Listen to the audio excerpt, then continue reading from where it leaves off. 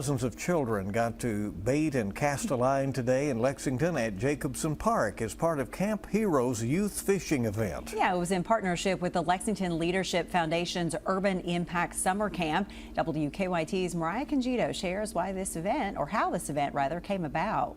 For some of these kids, taking up fishing may not have been something they thought they would do, but with the help of Camp Hero, they're learning new skills and building their confidence. Even something as little as taking them fishing can actually change their life. For many of these kids, today was a first. Have you ever fished before?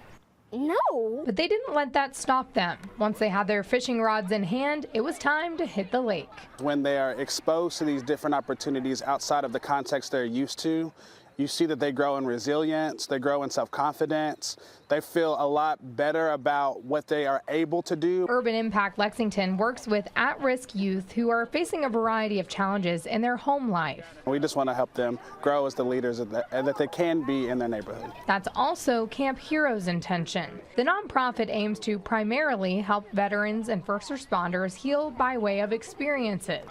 Founder Rocco Besenyak says when he was a police officer, he grew a profound love for the youth. I saw the impact that crime and drugs and stuff had on kids, and I knew that if they didn't have some kind of positive influence in their life, then they would end up traveling down the same road. Besenyak says Camp Hero's volunteers spent the day teaching kids Fishing 101.